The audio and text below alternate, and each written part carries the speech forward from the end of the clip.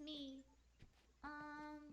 So you know how I've been like practicing piano and stuff, and not really any good at it yet, like at all. But I wrote you a song, and I was kind of hoping that I could show it to you because I worked really, really hard on it. So yeah.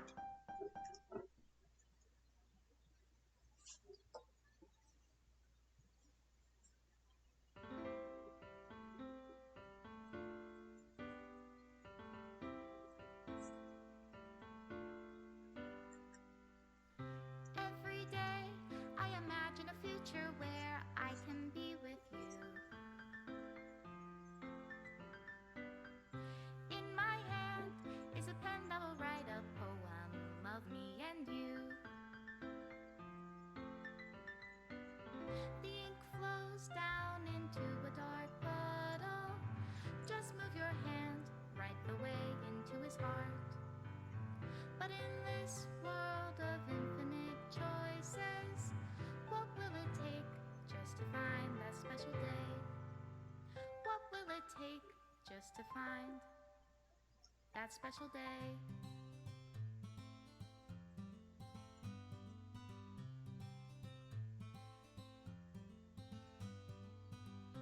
Have I found everybody a fun assignment to do today? When you're here, everything that we do is fun for them anyway. When I can't even read my own feelings, what good are words when a smile says it all? And if this world won't write me an ending, what will it take just for me to have it all?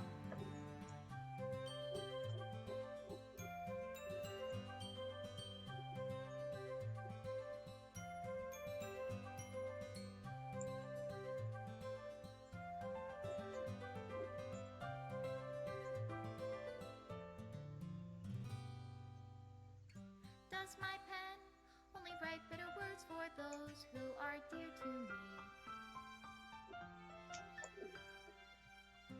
Is it love if I take you, or is it love if I set you free?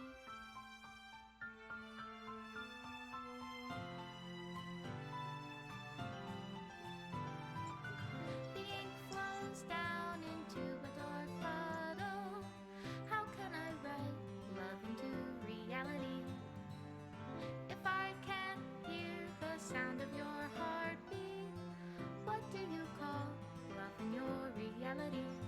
And in your reality, if I don't know how to love you, I'll leave you be.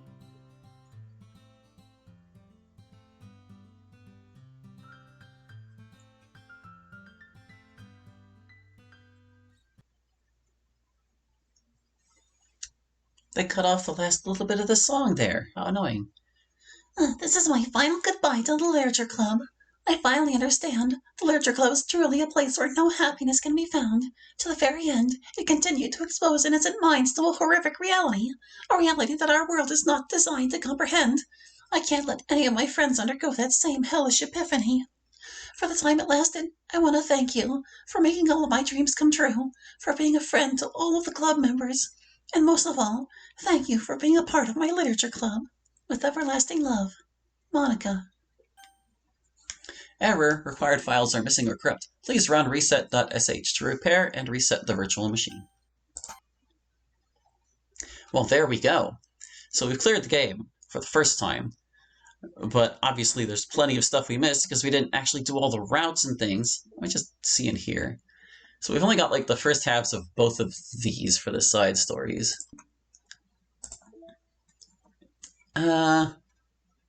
We could poke around in some of these other things, but I feel like we should still just save it for the end because more stuff's just going to get added in, right?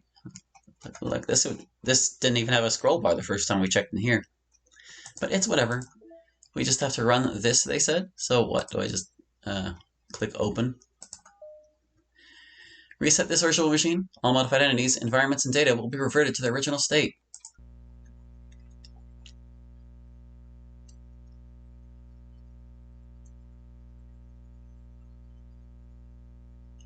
It's going.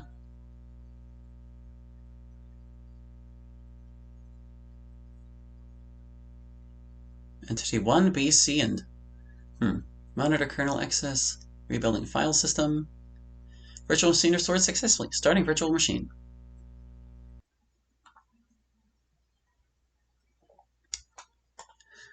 Yep, it actually resets all the way to the beginning. Yeah.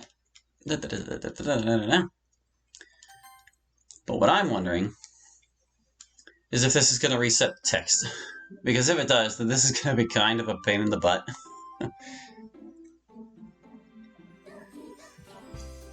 But it very well might. So I guess we'll see.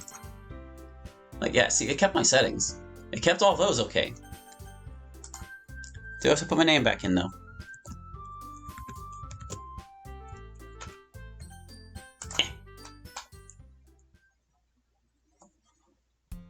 Ah, thank goodness. Okay. Yeah, one of the problems with the original game is that whenever you reset it, you have to reset, like, the persistent data, which wipes literally everything, so it's like a fresh install. And thankfully, with this console release, that's a luxury. Well, this skip button is a luxury now, because, like, we can skip the things we've already seen and cut right to the stuff we haven't. So we're gonna do that!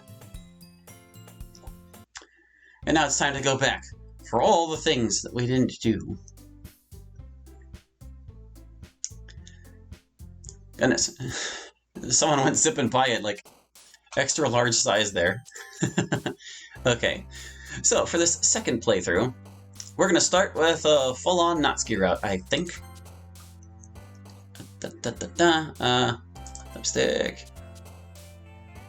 Twirl. Let's see. Sugar. Let's see if I can write a perfect Natsuki poem, huh? Let's try it. I think she likes everything related to jumping. Yes. Bunny. Oh gosh, this one could be tricky. Blanket? Ah, yes. Okay. Anyway. Not ribbon, I don't think. Then again, maybe. If this is the right word. Ah, okay, it wasn't. It can be hard to tell sometimes, you know? Bouncy. Milk. We're gonna do it. We're gonna get that perfect Natsuki poem. Playground. Yeah. Anger. Jump. Headphones. I'm not gonna try this hard on the other ones. I just want to do it at least once. Let's see. Actually, I'm not sure any of these are. Uh-oh. Maybe romance? Ah, dang it. We were so close. We were so close. Ah! Whatever. It's fine. Don't worry about it. So, we've already seen the first day of Natsuki's, technically. But, for, like, the sake of the LP, I'll try not to skip anything we haven't already seen. Or, like, well... For continuity for her route, I'm going to reread that scene. And I guess you can skip ahead if you want. But I'm not going to use the skip button for this first day, so we can get to it. Ugh! I hear Natsuki utter an exasperated sigh from within the closet. She seems to be annoyed by something. I approach her in case she needs a hand. You looking for something in here? There? Freaking Monica! She never puts my stuff back in the right spot! What's the point in keeping your collection organized if someone else is just gonna mess it up? Natsuki slides a bunch of stacked books and boxes across the shelf. Manga? You read manga, right? Sometimes. Manga is one of those things where you can't admit you're really into it until you figure out where the other person stands. How did you know, anyway? I heard you bring it up at some point. Besides, it's kinda right on your face. What's that supposed to mean? I see. There's a lone volume of manga amidst a stack of various books on the side of one of the shelves. Curious, I pull it out of the stack. There it is! Natsuki snatches it out of my hand. She then turns to a box of manga and slips the volume right into the middle of the breast. Ah, much better. Seeing a box set with one book missing is probably the most irritating sight in the world. I know that feel. I get a closer look at the box set she's admiring. Parfait Girls. It's a series I've never heard of in my life. That probably means it's either way out of my demographic or it's simply terrible. If you're gonna judge, you can go do it through the glass on that door. She points to the classroom door. Hey, I wasn't judging anything. I didn't even say anything. It was the tone of your voice. But I'll tell you one thing, Hallie. Consider this a lesson straight from the Literature Club. Don't judge a book by its cover. In fact, Natsuki pulls out the first volume of Parfait Girls from the box. I'm gonna show you exactly why. She shoves the book right into my hands. I stare at the cover. It features 4 girls in colorful attire striking animated feminine poses. It's exceedingly moe. Don't just stand there. Ooh, Natsuki grabs my arm and pulls me out of the closet. She then takes a seat against the wall beneath the windowsills. She pats on the ground next to her, signaling me to sit there. Wouldn't chairs be more comfortable? I take my seat. Chairs wouldn't work. We can't read at the same time like that. Eh? Why's that? I guess it's easier to be close together like this. Don't just say that. You'll make me feel weird about it. Natsuki crosses her arms and scooches an inch away from me. Did I say that last time too? Sorry. I didn't exactly expect to be sitting this close to her either. Not that I can say it's a particularly bad thing. I open the book. It's only a few seconds before Natsuki once again inches closer, reclaiming the additional space while she hopes I won't notice. I can feel her peering over my shoulder, much more eager to begin reading than I am. Wow, how long has it been since I read the beginning? You don't go back and flip through the older volumes every now and then? Not really. Maybe sometimes after I've already finished the series. Hey, are you paying attention? I am, but nothing's really happened yet, so I can talk at the same time. It looks like it's about a bunch of friends in high school. Typical slice-of-life affair. I kind of grew out of these, since it's rare for the writing to be entertaining enough to make up for the lack of plot. So, what should I expect from this? Is there going to be plot? Well, obviously. You think I would enjoy something that didn't have a plot? I mean, well, I guess I know what you're saying. A lot of the beginning is about simple things. Like, there's a really funny chapter where they're obsessed with the guy at the ice cream shop.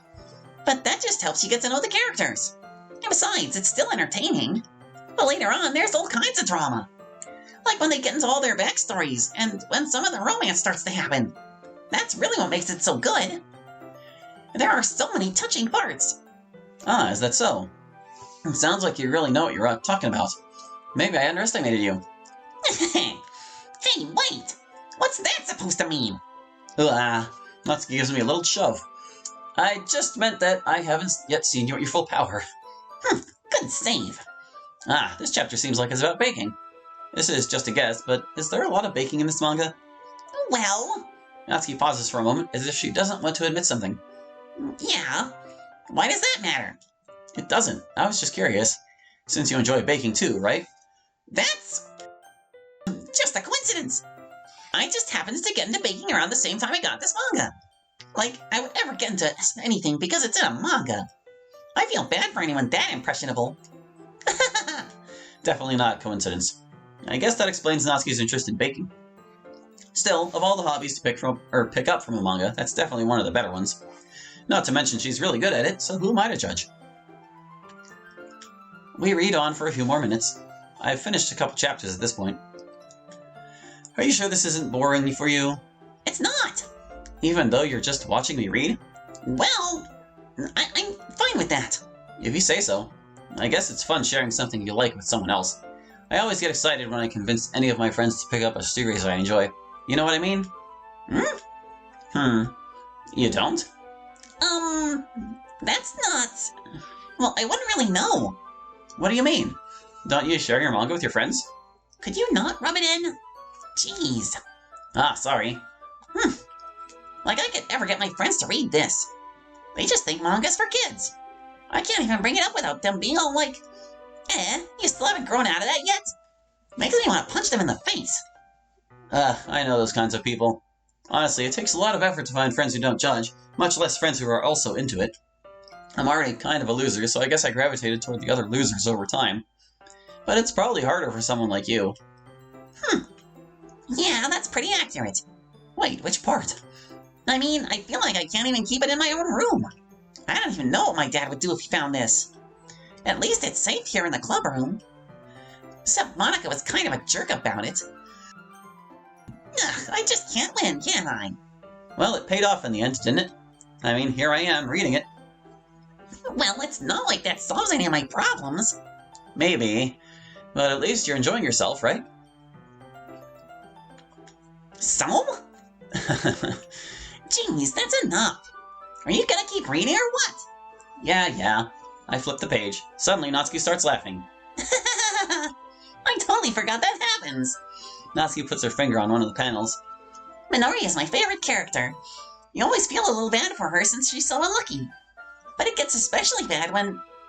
I shouldn't be talking about that yet. Just finish this chapter. Natsuki's voice sparkles with excitement.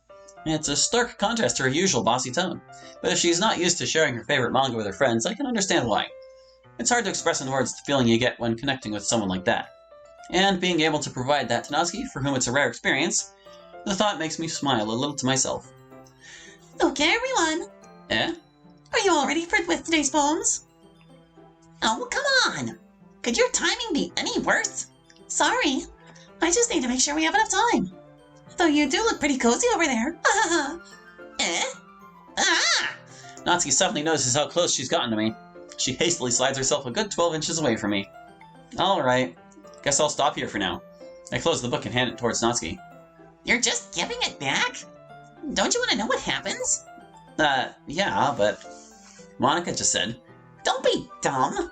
Just take it home with you. Eh? Is that really alright? I say that mostly because I really didn't plan on using my spare time to read this. Well, of course. It would take forever to finish if you didn't take it home. Just finish that one for tomorrow so we can start the next one. And if it gets bent, I'll kill you. By tomorrow? I only got partway through the volume so far. I might fall behind on some shows if I try to get through this.